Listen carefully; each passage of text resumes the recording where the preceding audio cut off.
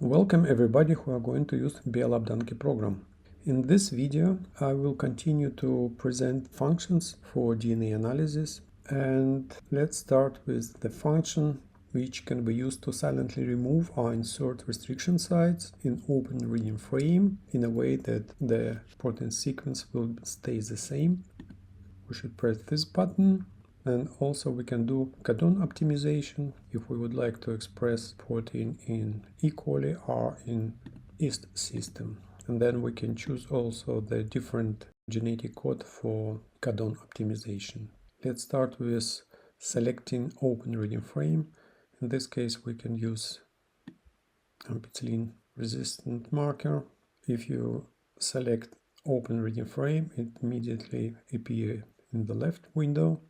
And then if we would like, for example, eliminate restriction site, we should select the line in this table.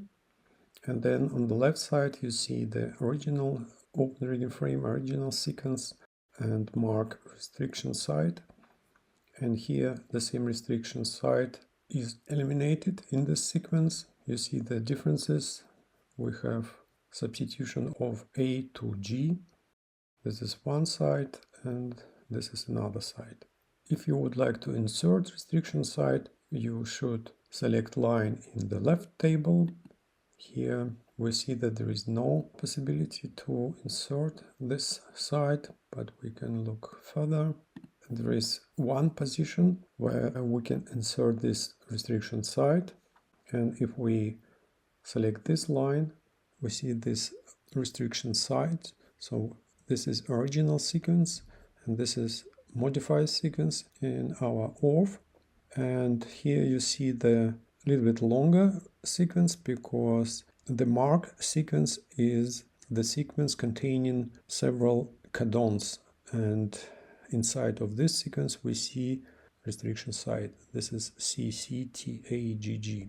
Next, what we can do, if we would like to optimize codon efficiency for this open reading frame, then we should select the genetic code which we would like to use. Let's say it's standard genetic code and we would like to express this protein in E. coli. And we select E. coli and then we press this button, and by pressing this button we will replace present codons to the codons of maximal usage for the selected organism. Then we have the sequence optimized for expression in E. coli. You already see this is the first ATG, then AGC, and here we had AGT. If we select, let's say, yeast, then we have optimization for yeast expression system. If you select different organism, then you already automatically see the new modified sequence. And you can save the modified sequence as text file.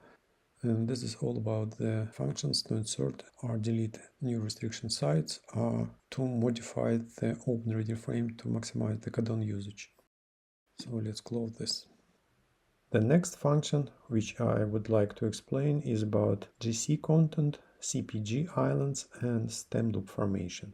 For this, we, as in all other functions, we have to select the sequence of DNA, and then by pressing this button we will have automatically distribution of CpG islands. This is this blue peaks, and also you can see here on this plot GC content as red line. If you would like to see the stem loops distributed in this sequence, we should press this button, and these green peaks indicate the number of stem loops for this region. If we would like to see also stem loops having GU pairing in stem, then we have to click this checkbox and then reload by using this button, and then we see the new distribution of stem loops, and in this new distribution we also have the GU pairing in stems. What we can do else, we can change the window size, increase a little bit, and also we can change the parameters for stem loops. The next function is about GenBank features. As you see, we have opened the plasmid DNA and there is several features for this. plasmid DNA. And if we press this button, then we have a window where we see the GenBank features. In this window, what we can do, let's say we don't want to see the codon DNA sequence, then we deselect this checkbox and then use this button to select the features which we would like to see. And when we press this button, then we don't see any more codon DNA sequences in the graphic representation and also in the sequence. If we would like to come back to initial view, then we press this button and then it will restore the default presentation of features and colors. And the same related to the colors. If we would like to change the color, we just click on the certain feature, then change this color, and then again set these selected features and colors, and then you see the ampicillin now not yellow but green. Again, come back to the initial view, click close this. If we would like to add some new features, we can use this view below. Let's say we would like to define some new feature for this selected sequence. We select this sequence, then automatically we have the location for this feature, and then we can choose the feature. Let's say it's mRNA. Then we have to write the description according to this example. Of course, we have to delete this and leave like that. Then in the case of gene, we have to say it's complementary strand or forward strand, and then we have to add this new feature. When we click this add, we see this new feature in the graphic representation. This is red one, and here also, but this feature is still not saved to our file. If we are sure that we would like to have this feature, then we have to press one more button, this one, then it will save the feature in our file.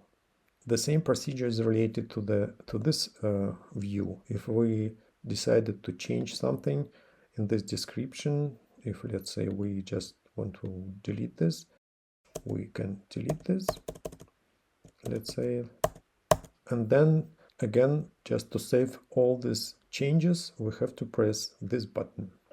If we would like to restore the initial view, we can press this button, and then again you see the deleted line. Every time when we make any changes in this window, or we added new feature, then we have to save these new features or changes in the features. So this is how we can present and edit DNA feature or add some new features, GenBank features. Let's close this. So the next function is related to GenBank file. This function about annotation for GenBank file.